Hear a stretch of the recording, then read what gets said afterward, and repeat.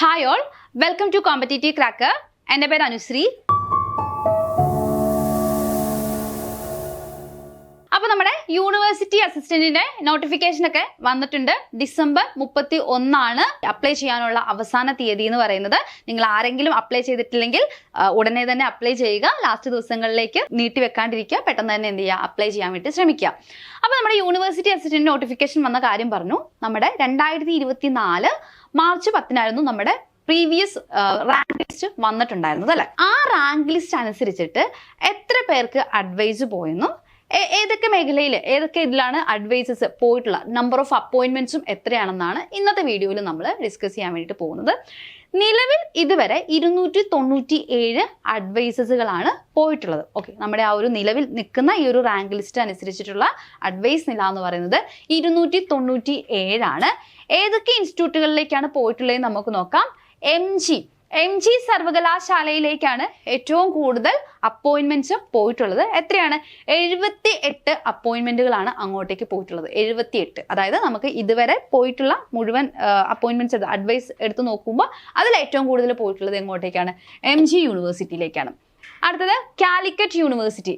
കാലിക്കറ്റ് യൂണിവേഴ്സിറ്റിയിലേക്ക് പോയിട്ടുള്ളത് 60 60 അപ്പോയിൻമെന്റ്സ് ആണ് എങ്ങോട്ടേക്ക് പോയിട്ടുള്ളത്? കാലിക്കറ്റ് യൂണിവേഴ്സിറ്റിയിലേക്ക് പോയിട്ടുള്ളത്. കേരള യൂണിവേഴ്സിറ്റിയിലേക്ക് 54 പോയിട്ടുള്ളത്. കൊച്ചിൻ യൂണിവേഴ്സിറ്റിയിലേക്ക് പോയിട്ടുള്ളത് 25. ഇനി സാങ്കേതികം ടെക്നിക്കൽ യൂണിവേഴ്സിറ്റിയിലേക്ക് പോയിട്ടുള്ളത് 19. ഇനി നമ്മുടെ കണ്ണൂർ യൂണിവേഴ്സിറ്റിയിലേക്ക് എത്രയാണ് പോയിട്ടുള്ളത്? 17.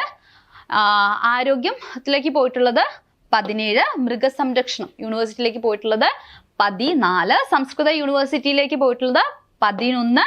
ഫിഷറീസിലോട്ടേക്ക് പോയിട്ടുള്ളത് 2. ഇങ്ങനെ ടോട്ടൽ 297 അഡ്വൈസുകളാണ് ഇതുവരെ പോയിട്ടുള്ളത്. അപ്പം നമ്മുടെ റാങ്ക് ലിസ്റ്റ് ഒക്കെ പബ്ലിഷ് ചെയ്ത് ഇപ്പം പകുതിയോളം എത്തി നിൽക്കുകയാണ്. റാങ്ക് ലിസ്റ്റിന്റെ കാലാവധി പകുതിയോളം എത്തി നിൽക്കുകയാണ്. ഈ ഒരു സാഹചര്യത്തിൽ ഇതുവരെ പോയിട്ടുള്ള അഡ്വൈസിന്റെ എണ്ണം എന്ന് പറയുന്നത് 297 ആണ്. അപ്പം ഇതിലെ അഡ്വൈസസ് ഒക്കെ എങ്ങനെയാണ് പോകുന്നത്, ഏതൊക്കെ എങ്ങോട്ടേക്കൊക്കെയാണ് കൂടുതൽ ഷെയർസ് പോകുന്നത് തുടങ്ങിയ കാര്യങ്ങൾ എന്ത് ചെയ്യാം, നിങ്ങൾക്ക് ഇതുവഴി മനസ്സിലാക്കാൻ വേണ്ടിയിട്ട് സാധിക്കുന്നതാണ്. അപ്പം ഈ ഒരു റാങ്ക് ലിസ്റ്റിന്റെ കാലാവധി 2027 വരെയായിരിക്കും നിലവിലെ റാങ്ക് ലിസ്റ്റിന്റെ കാലാവധി ഉണ്ടാവുക.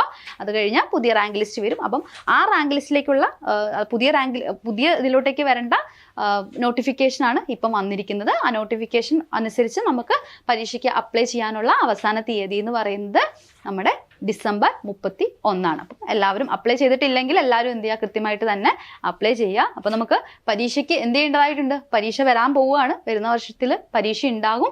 കൃത്യമായിട്ടും പ്രിലിംസും മെയിൻസും ഒക്കെ ഉണ്ടാകും. അപ്പോൾ കൃത്യമായിട്ട് തന്നെ എന്ത് ചെയ്യേണ്ടതായിട്ടുണ്ട്? പഠിച്ച് പോകേണ്ടതായിട്ടുണ്ട്. നമുക്കറിയാം ആദ്യ കടമ്പ പ്രിലിംസ് ആണ്. പ്രിലിമിനറി കൃത്യമായിട്ട് തന്നെ എന്ത് ചെയ്യണം? ക്ലിയർ ചെയ്യണം. ഇനി നമുക്ക് യൂണിവേഴ്സിറ്റി മാത്രമല്ല നമ്മുടെ മുന്നിൽ ഓപ്പർച്യൂണിറ്റീസ് ഉള്ളത്. ഡിഗ്രി ലെവൽ ഓപ്പർച്യൂണിറ്റി ആയിട്ട് university, company board, SBCID, excise inspector തുടങ്ങി മറ്റ് അവസരങ്ങളും നമ്മുടെ മുന്നിലുണ്ട് എന്നുള്ള കാര്യം കൂടി നിങ്ങൾ ഓർക്കുക. അപ്പോൾ നിങ്ങൾക്ക് ഡിഗ്രി ലെവൽ എക്സാംസിന് എല്ലാ എക്സാംസിനും കൂടി നിങ്ങളെ പ്രിപ്പയർ ചെയ്യിപ്പിക്കാൻ വേണ്ടിയിട്ട് CC ഒരു പുതിയ ബാച്ച് ആരംഭിച്ചിട്ടുണ്ട്.